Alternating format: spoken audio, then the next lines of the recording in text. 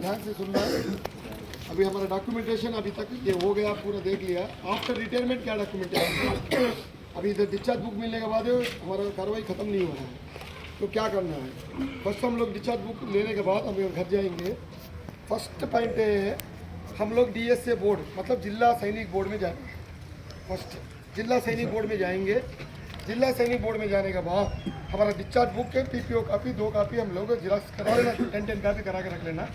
जब DSA board में जाएंगे, जाने के बाद उधर में एक एप्लीकेशन फॉर्म होता है, application for issue of identity card बोल के फॉर्म देता है। वो फॉर्म फिल करके discharge book copy and PPO copy 2 copy उसको हैंड करना है। वो हमारा एक्स सर्विसमैन का आइडेंटिटी कार्ड 2 घंटे में दे देगा। देने के बाद कार्रवाई हमारा ख़त्म नहीं हुआ है। डिस्चार्ज बुक में OSC साहब ने साइन करके दिएगा। ये हमारा डिस्चार्ज बुक कंप्लीट नहीं है, ये तो ट्रांजिट कैंप है। ये ट्रांजिट कैंप का OSC साइन कर रहा है, इससे डिस्चार्ज बुक नहीं होता है। डिस्चार्ज बुक में 3 अथॉरिटी साइन करना है और 3 अथॉरिटी का साइन लेना है हम लोग, जब भी डिस्चार्ज बुक फुल होता है। आप सोल्जर एक्स सर्विसमैन होता है। अभी हमारा डिस्चार्ज बुक का 22 पेजेस का बुक होता है, 31 को मिलेगा। पेज नंबर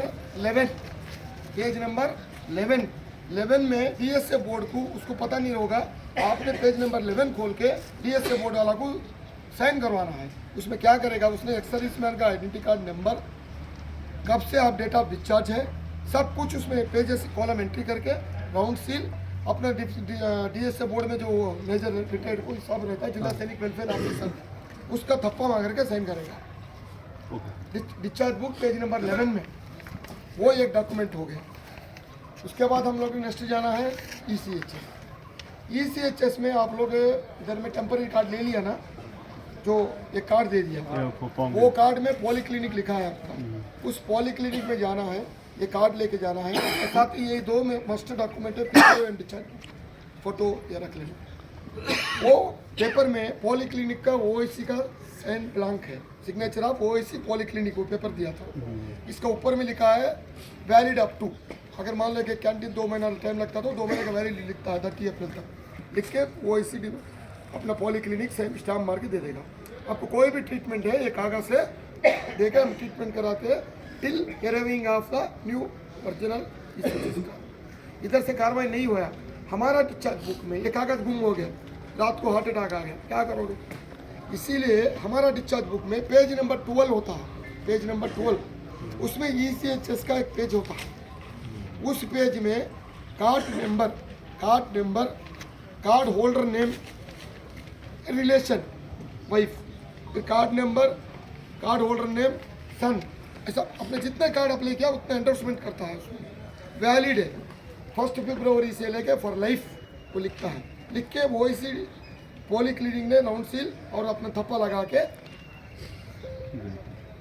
के साइन करके देता है। उधर आपका सेकंड डॉक्यूमेंट कंप्लीट होता है।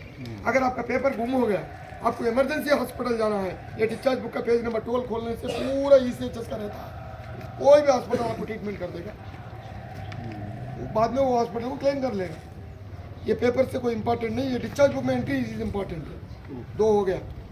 तीसरा है CHD कैंटीन। आप लोग को कार्ड आ गया, नहीं आया तो आने का बाद है, आप CHD कार्ड जाना है। CHD में जाने के बाद उधर मैनेजर कोई रहता है, उसको मैं एक सर्विसमैन आया हूँ, PPO कापी मांगता है, डिस्चार्ज कापी मांगता है, उसके बाद आपका एक्टिवेशन करके देता है।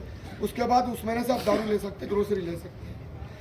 उसके साथ ख़त्म नहीं होता है। हम डिस्चार्ज बुक में 11 हो गया, 12 हो गया, 13 पेज नंबर 13 में हमारा डिपेंडेंट कैंटीन का पूरा एंडोर्समेंट करेगा, आपका liquor card number, grocery card number and आपका एंटाइटलमेंट क्या है, मैं सूबेदार है, मेरा 6 बाटल एंटाइटल, पूरा एंडोर्स करके स्टैम्प मार के देगा।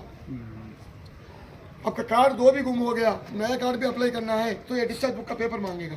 वो पेपर 13 पेज खोल के इसका जिराक्स करके भी आप अप्लाई कर सकते हैं। FIR कापी, ये डिस्चार्ज बुक का एंडोर्समेंट, कार्ड का कार्ड नंबर लिखा रहेगा।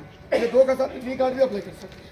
अभी तो ये 3 सिग्नेचर होने के बाद आपका डिस्चार्ज बुक कंप्लीट हो गया ना। एक DSA बोर्ड, एक ECHS, एक CHD कैंटीन, 3 सिग्नेचर होने के बाद ये OSC साहब को इधर देगा, जब आपका डिस्चार्ज बुक कंप्लीट होगा।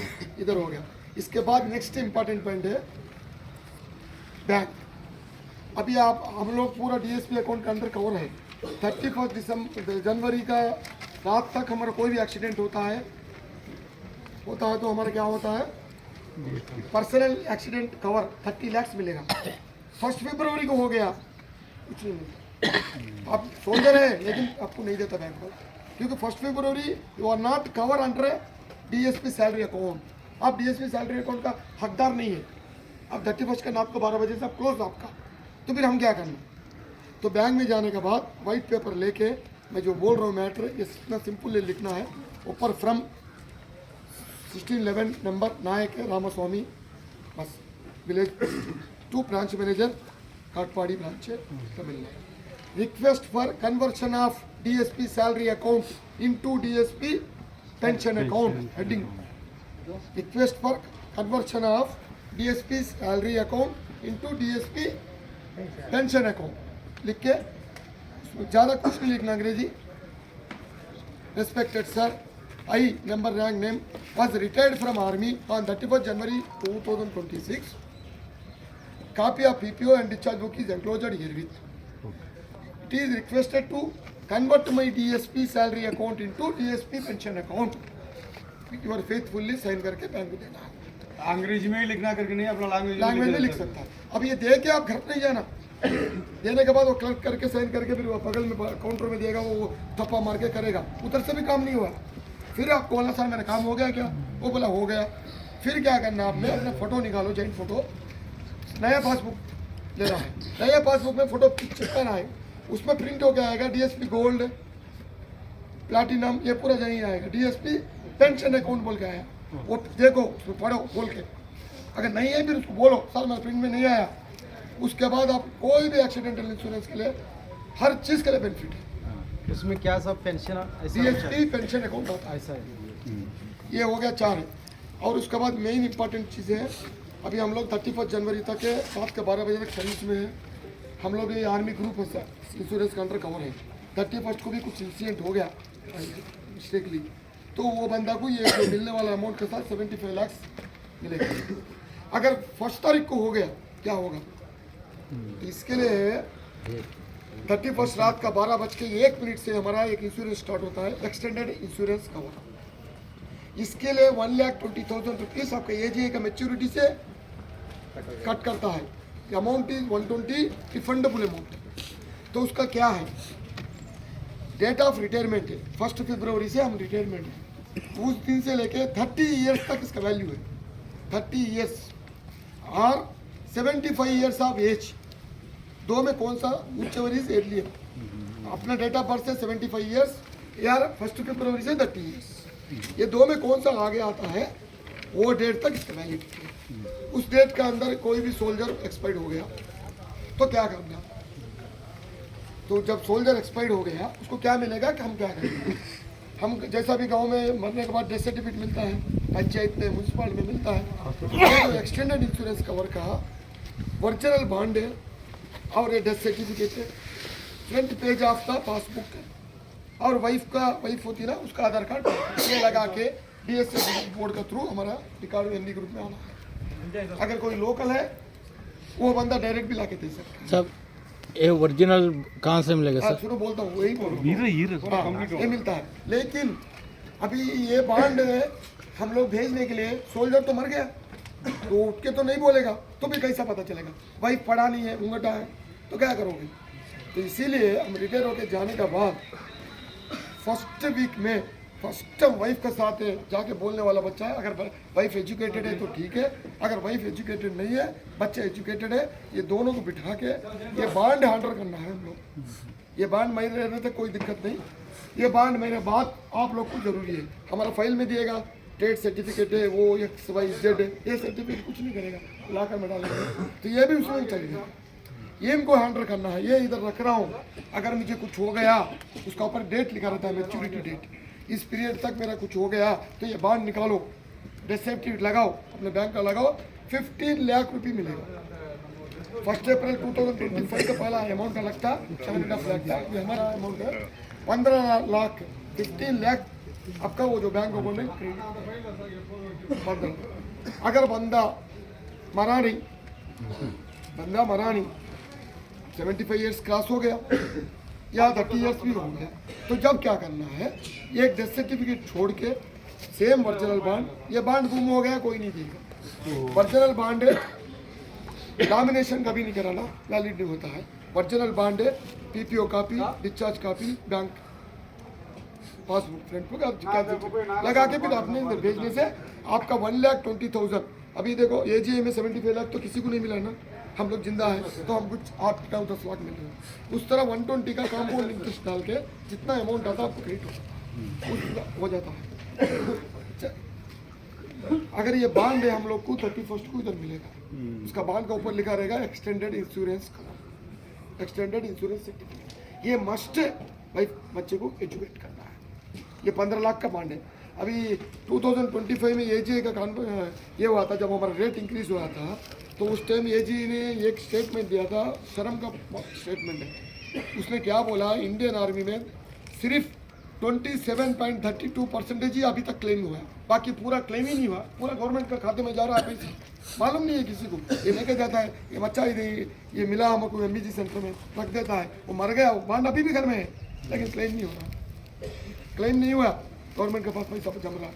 और एक इम्पॉर्टेंट चीज़ है आर्मी में, ये इसका पैसा भी हो, AWL का पैसा हो, OSL चले गया, जो भी बंदा भाग गया, जो भी गवर्नमेंट का पैसा है will be claimed within the 3 years। 3 साल के अंदर क्लेम होना है। After expiry of the 3 years the amount converted to shifted to government treasury. Government treasury में एक बार जमा हो गया, नरेंद्र मोदी का बाप आने से भी निकलेगा भगवान आने से भी नहीं निकलेगा। कोई भी क्लेम है 3 साल के अंदर करना है। आप जाने के बाद भी मेरे MSP नहीं आया, वो नहीं आया, 3 years टाइम है, उसके बाद आपका डॉक्यूमेंटेशन शुरू हो जाता है। ठीक है ना। ये एक्सटेंडेड इंश्योरेंस कवर फैमिली को हैंडल करना है। अगर फैमिली पढ़ा लिखा नहीं है, नॉलेज नहीं है, तो बच्चे को मस्ट बोलना है, क्योंकि फैमिली का भी गारंटी क्या है, ये जो हो गया हमारा, तो बच्चे को मस्ट एजुकेट करना है। अगर मेरे को कुछ हो गया तो आप आके पहला मेरा फाइल काढ़ो, ये बॉन्ड काढ़ो, ये लगाओ, सर्टिफिकेट साथ में लगा के भेजो, 15 लाख। जब अगर बच्चा ही क्लेम कर रहा है, वाइफ मर गया, पहला सोल्जर जिंदा है, वाइफ मर गया, जब सोल्जर भी मर गया बाद में कोई नहीं है, लेकिन जब बच्चा क्लेम करना है तो इनका बच्चा बोल के कोई एक लिंकिंग डॉक्यूमेंट अपना गाँव से रिलेशन सर्टिफिकेट का ले लो या एफिडेविट ले लो, ये बच्चा इनका है बोल के, उसके साथ डिस्चार्ज बुक में तो नाम है, ये लगा के देने से बच्चा को भी मिलेगा अमाउंट। इसके लिए बच्चा 40 साल वाला होने से भी मिलेगा। इसमें ये नहीं है मतलब 18 साल के बाद नहीं मिलेगा, ये ऐसा कोई कंडीशन नहीं है। वाइफ एक्सपर्ट है, वो सोल्जर जिंदा था, सोल्जर भी मर गया तो बच्चा 45 ईयर्स में भी क्लेम कर सकता है। ये बॉन्ड इसलिए बच्चे को पक्का बता के जाना है। और दूसरा चीज़ है, अभी हम लोग इधर से चले जाएंगे, अब फिर वापस नहीं आएंगे, तो आपका जाने के बाद है आपका डॉक्यूमेंट में ना ये P नहीं है, R नहीं है, मेरा उसमें वो नहीं हुआ है, मैं देखा नहीं था उस दिन। ऐसा कोई भी प्रॉब्लम आता है, आप बेंगलुरु आने की ज़रूरत नहीं है। रिकॉर्ड MBG का सबका क्या इनके सामने एक मोबाइल नंबर लिखा है, इसका नंबर क्या है, रिकॉर्ड ऑफिस हेल्पलाइन नंबर है 080-244-12345। ये नंबर पे कॉल करने से कॉल अटेंड करके आपका जो भी ग्रीवेंस रिकॉर्ड हो जाएगा, विद इन 24 आवर्स वही नंबर को आपको कॉल रिटर्न आएगा। मैं 4 बार चेक किया, सब 080 ले रहा है 080-244-12345। ये नंबर पे आपको कोई भी प्रॉब्लम, आप जाने के बाद मजाक के लिए भी करो, उठाएगा, चेक करो एक बार, फ्री कॉल से चेक करो, उठा लेगा, उठा के हाँ सर कौन बोल रहे हो बोला, कट कर दो, चेक कर लो, सॉरी सर गलती से लग गया बोल के कट करो, चेक कर लो, ये उठाएगा। कोई भी प्रॉब्लम है ये करेगा। ये पॉइंट से नोट करो। इसका मतलब टोटली मैं क्या बोलना चाहता हूँ, मेन क्या है, आपका डिस्चार्ज बुक, आप एक्स सर्विस मैन बोल के, आप सर्विस वाला बोल के, आप सिविल में बोलते हैं मैं सर्विस